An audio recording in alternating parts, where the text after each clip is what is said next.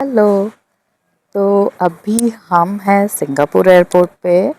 Actually हमारी flight आ गई थी सिंगापुर एयरपोर्ट के टाइमिंग के हिसाब से 9:30 के अराउंड, और हमारी सिंगापुर से बाली की फ़्लाइट है सुबह को 6:30 पे। तो तब तक के लिए हम लोग यहाँ पे ले ओवर है, से 6-7 घंटे का हमारा ले ओवर है। तो हम लोग तो विज़िट कर रहे थे, अभी स्लीपिंग।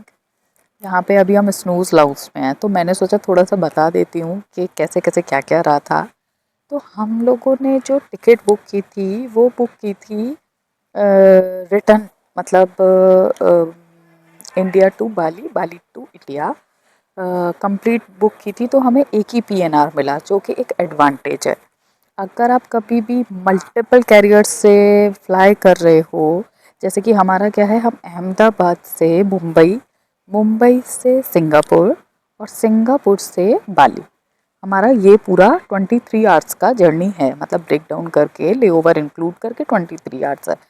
तो अगर आप मल्टीपल कैरियर लेते हो और एक पीएनआर नहीं है, तो आपके लिए प्रॉब्लम आ सकती है, क्योंकि उस केस में क्या होता है, आपको सिंगापुर में इमिग्रेशन कराना पड़ेगा, वीज़ा वगैरह वगैरह। और मैंने बहुत ज़्यादा रिसर्च करी थी क्योंकि मैं समझ ही नहीं पा रही थी कि मुझे सिंगापुर का वीज़ा लेना है कि नहीं लेना है। बहुत ही ज़्यादा कन्फ्यूज़न था। तो हमने क्या किया, हमने मतलब बहुत सारी वीडियो देखे, जब कन्फ्यूज़न ही क्लियर नहीं हुआ तो हमने एक ही पीएनआर पे सब कुछ बुक कर लिया। मतलब हमारा जो पीएनआर है वो हमारा, जब हम स्टार्टिंग में अहमदाबाद में एंट्री किए तो स्टार्टिंग में ही हमें 3 बोर्डिंग पास मिल गए, जो कि एक एडवांटेज है। हमें एक साथ बोर्डिंग पास मिल गए, तो अब हमारा जो लगेज है वो हमें बाली में मिलेगा। हमें बोर्डिंग पास के लिए बार बार नहीं जाना पड़ेगा, कहीं कोई इमिग्रेशन नहीं कराना पड़ेगा। तो ये थोड़ा सा एक एडवांटेज हो गया। तो हम सबसे पहले अहमदाबाद से आ गए थे मुंबई। फिर मुंबई से हमें जाना था इंटरनेशनल एयरपोर्ट की साइड, वो डायरेक्शन बता देते हैं, मतलब आप किसी से भी पूछोगे तो। और वहाँ पे आके हमारा हुआ सिक्योरिटी चेक। सिक्योरिटी चेक होने के बाद वहाँ पे इमिग्रेशन हुआ। इमिग्रेशन अहमदाबाद में नहीं था, अहमदाबाद के तो डोमेस्टिक से हम लोग आए मुंबई के डोमेस्टिक में। वहाँ से उन लोगों ने इंटरनेशनल में हमें भेजा, जो 4th फ्लोर पे था। ज़्यादा देर नहीं लगी, 5-10 मिनट में हम लोग पहुँच गए थे। वहाँ पे जस्ट हमारा पासपोर्ट दिखा था। उसके बाद में सिक्योरिटी चेक इन में 15 मिनट लगा था, और इमिग्रेशन तो 2 मिनट में ही हो गया था। और इमिग्रेशन के बाद हम ड्यूटी फ्री सेक्शन में पहुँच गए थे, जहाँ पे हमने लाउंज में एक्सेस किया। तो मतलब ये आपका चॉइस है, वहाँ पे एक अडानी लाउंज है जो केवल बिजनेस क्लास के लिए है, और एक लाउंज है आपका, मैं अभी नाम भूल रही हूँ, लॉयल्टी लाउंज।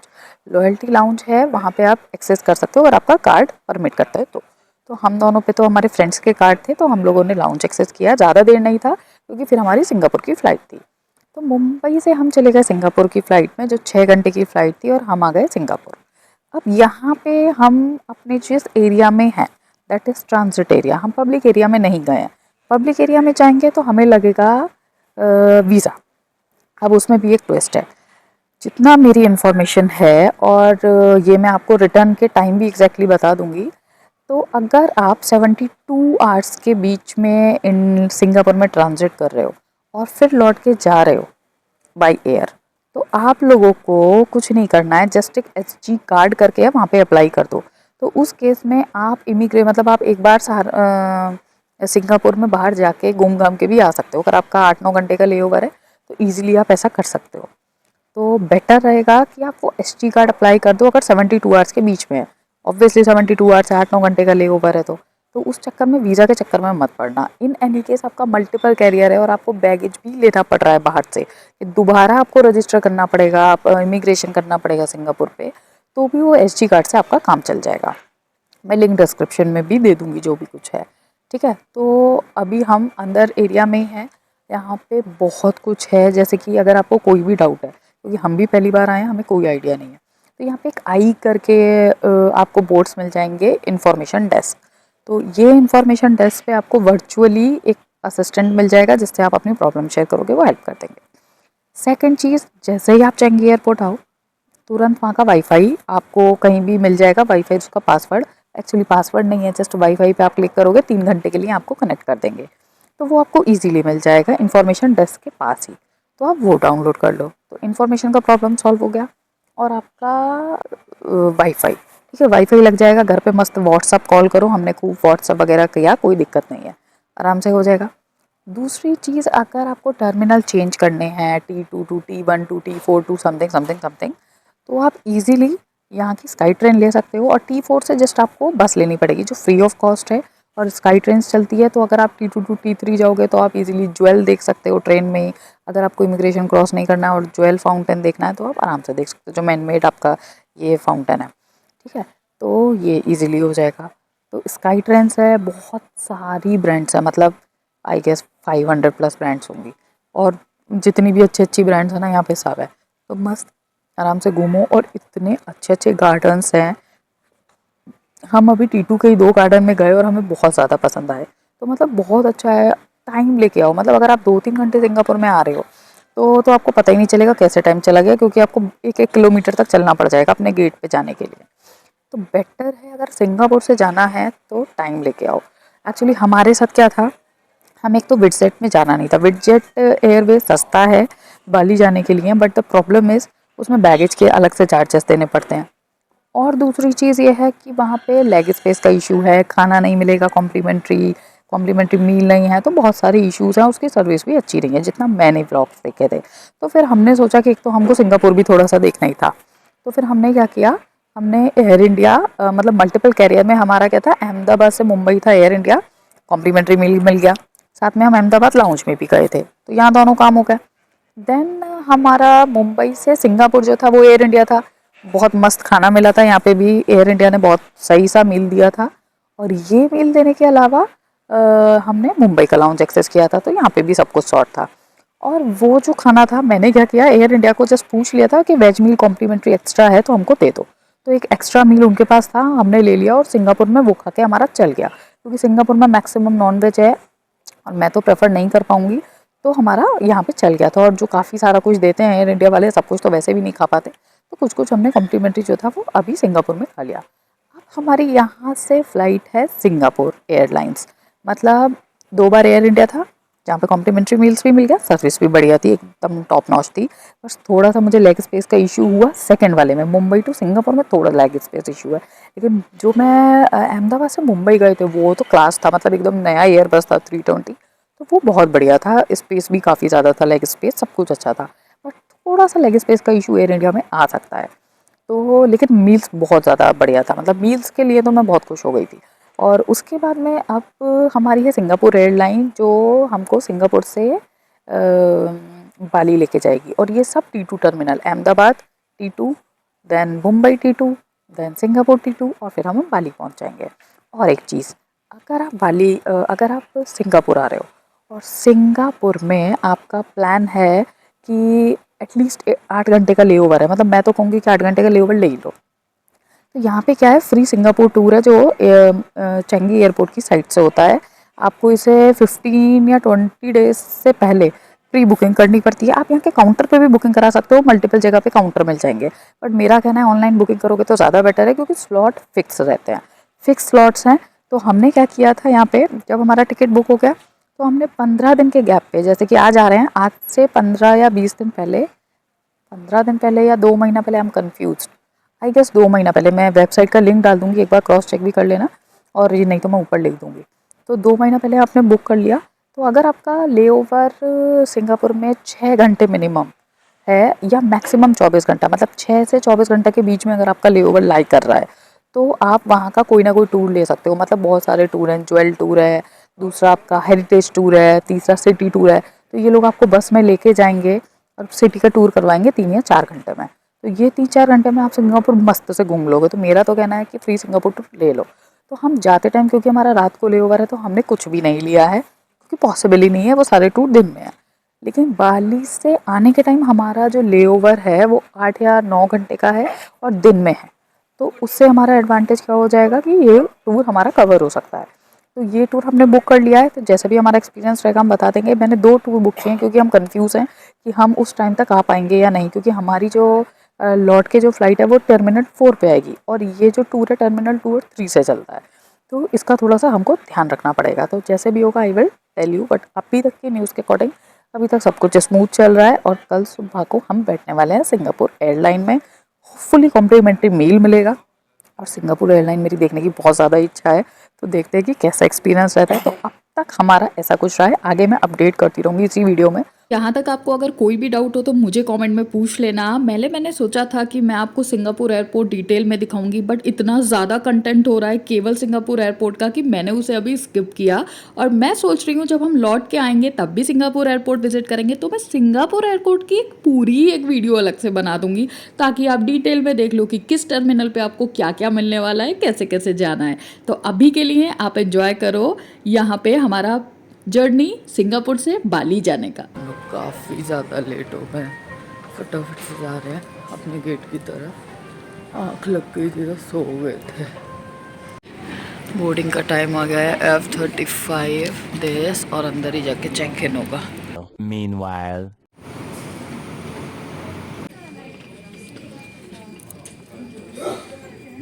फाइनली अभी यहाँ पे हमारी बोर्डिंग स्टार्ट हो गई है। हम लोग जा रहे हैं अंदर।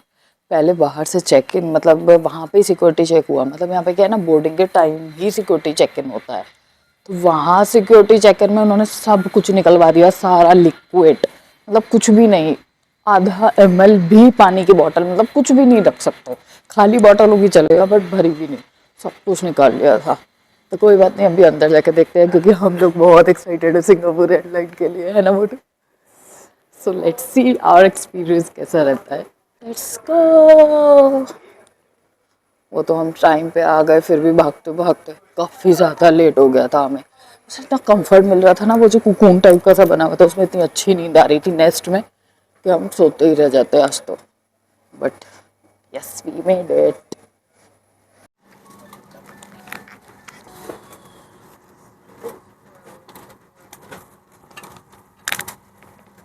जैसे ही हम लोगों ने एंट्री करी ना, तो हम लोगों को ये ईयरफोन काइंड ऑफ कुछ नॉइस कैंसलेशन या ईयरफोन समथिंग मिला है कुछ। तो ये हाँ, ये कॉम्प्लीमेंट्स है। ओ लिखा है विद कॉम्प्लीमेंट, तो ये कॉम्प्लीमेंट्री मिला है, मतलब इसको रख सकते हैं। ये बात अलग है, यूज़ तो ये यहीं पे ही होने वाला है, बट हाँ कॉम्प्लीमेंट्री मिला है। स्क्रीन है, आई गेस इसमें कुछ ना कुछ तो एंटरटेनमेंट होगा ही होगा। यहाँ पर ये USB भी दिया है, ये पेन है, ये ईयरफोन जो दिया इसको लगाने के लिए, और बाकी थोड़ा बहुत कुछ है। फ्लाइट एकदम प्रीमियम लग रही है, एकदम कंफर्ट है, लेग स्पेस अच्छा खासा है। ओवरऑल मुझे तो पसंद आ रही है।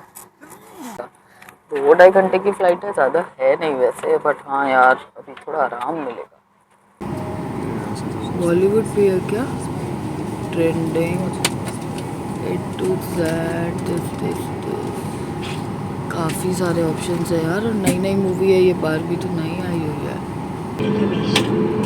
On behalf of Singapore Airlines, we hope you have a great time on board as well as in Singapore or anywhere else in the world we take you.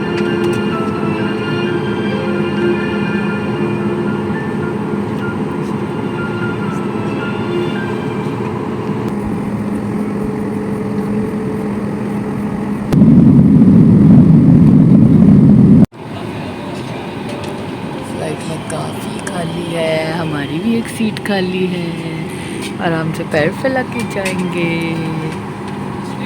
Basically हम आए थे वडोदरा से अहमदाबाद, अहमदाबाद से मुंबई, मुंबई से सिंगापुर, और अब भी सिंगापुर से डेनमार्क।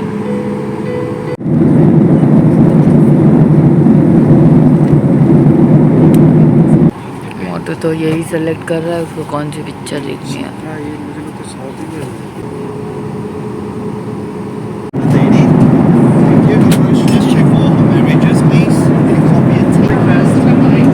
वेज मील, मिल्क, शुगर, कॉफ़ी, दही,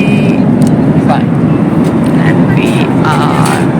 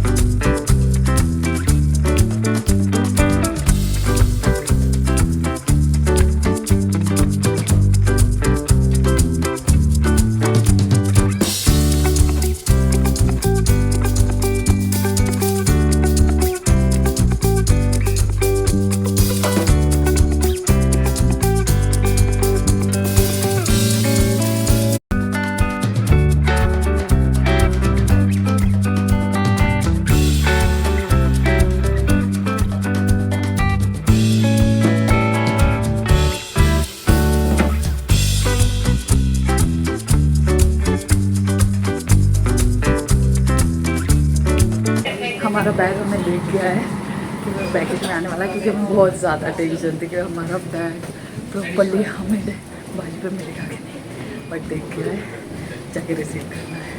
अब फटाफट से करते हैं कस्टम और वीज़ा ऑन अराइवल का। बात करते हैं फटाफट से इमिग्रेशन करने की। अगर आपको जल्दी है होटल जाने की, आपको ज़्यादा टाइम नहीं वेस्ट करना है, लाइन में नहीं लगना है, तो आप फ्लाइट से उतरो और बिना फ्रेश हुए, बिना लगेज लिए आप पहुंच जाओ इमिग्रेशन कराने के लिए। तो जैसे ही हम एक्सीलेटर से नीचे आए तो हमें ये पूरा एरिया मिला जहाँ पे हम गए, और यहाँ पे हमने अपने डॉक्यूमेंट्स दिखाए।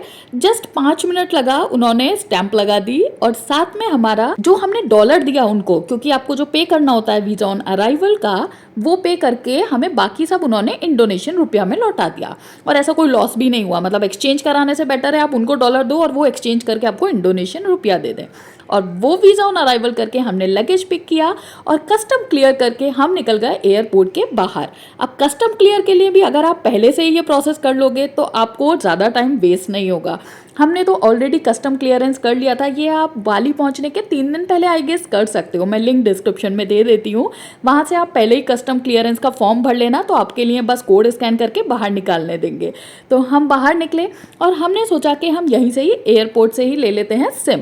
तो हमने टेलकॉम सेल का सिम ले लिया था। आप कोई सी भी ब्रांड का सिम ले सकते हो कंपनी का, तो हमने टेलकॉम सेल का लिया। थोड़ा सा आपको कॉस्टली मिलेगा बाहर के कंपैरिजन में, बट आपको बहुत एडवांटेजेस भी होंगे। तो हमने यहाँ पे टेलकॉम सेल का सिम लिया अराउंड 1500 में, और हमने तुरंत कर ली गोजेक डाउनलोड। हाँ भाई, जैसे इंडिया में ओला उबेर है ऐसे ही वहाँ पे गोजेक है, तो हमने वो डाउनलोड की और होटल तक के लिए कर ली booking.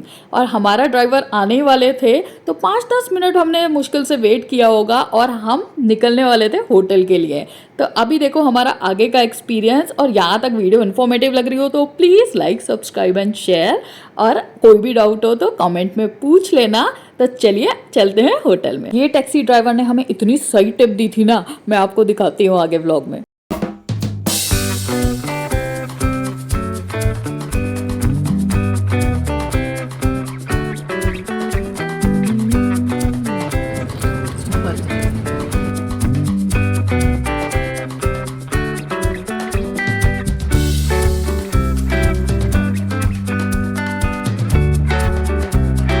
Suggest you, if you using Google Map, हाँ। you choose the car model, you know. Don't use the motorbike. Okay. So if you use motorbike, you will get into the people house like this. So we should this- choose car Use the car mode. car mode. Yeah. Okay. The gas station, the cheapest price is 10,000 ribu RB per liter. Per That- liter 10,000. It means less than $1. Yeah, less Around than 60-70 rupees. Okay. that is the cheap. Gannu ji. But usually Indonesian people, Yes. they buy the petrol like 20,000. 20 minute में हम लोग पहुंच गए थे अपने hotel में, जिसका नाम था ट्रांसेरा कामिनी। तो ये कूटा के एरिया में था, थोड़ा अलग था मतलब, लेकिन यार बहुत सही डील में मिल गया था तो हमने इसे ले लिया था। तो मैं आपको बता देती हूँ कि ये होटल में ब्रेकफास्ट भी कॉम्प्लीमेंट्री था। और यार यहाँ पे इतनी जगह पे गणेश जी है ना कि देख के बहुत ही ज़्यादा खुशी होती है।